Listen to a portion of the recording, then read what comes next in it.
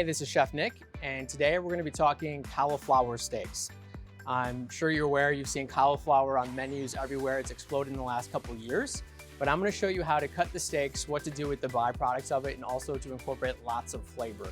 Vegetable cookery has been on the rise for a long time, and I believe this is your best bet opposed to plant-based analogs or full proteins, because you can treat this with proper care and get higher margins for your return. So let's show you how to do the steaks. The first thing you want to do, and I have this already trimmed up, is take the leaves off the stem. So it's really nice and clean. And then basically you want to use the stem end as your guide to cut it. The stem is what's going to keep the steaks intact. And without the stem, it's just going to crumble into florets and you won't have the steaks. So basically we're just going to cut alongside the stem end here, keeping a flat hand. And this is going to be our excess.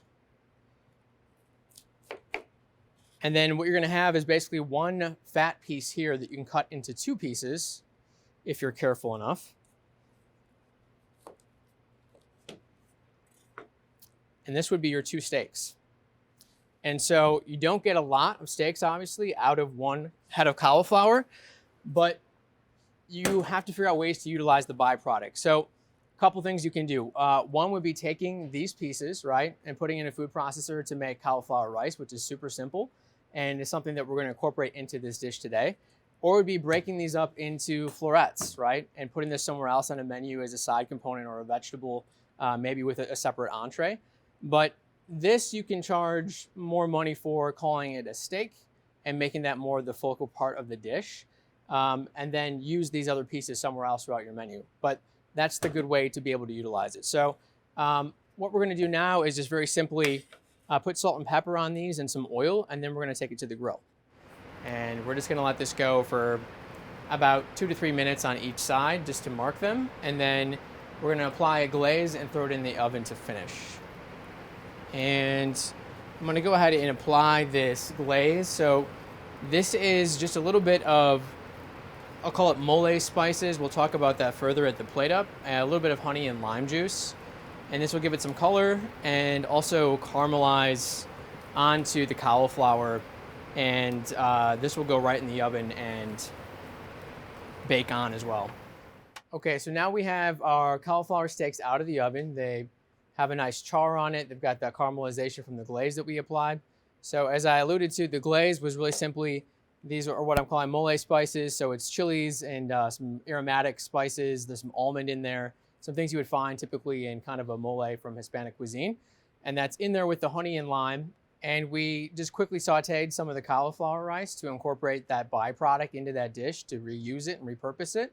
And then we have the butternut squash puree. So this also has the mole spices that are in there as well.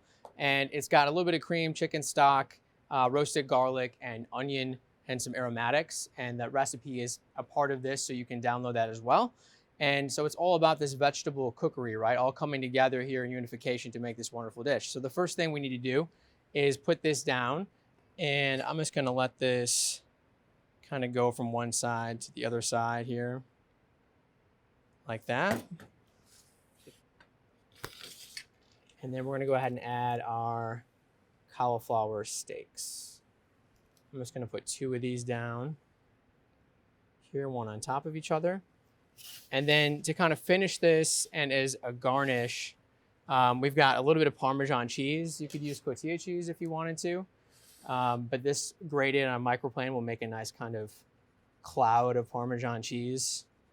And then for a further garnish, we've got just some strips of butternut squash that we dropped in the fryer just for a textural component.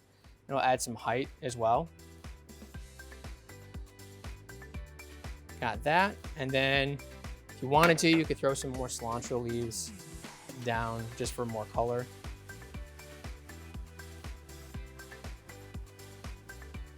And that'll do it.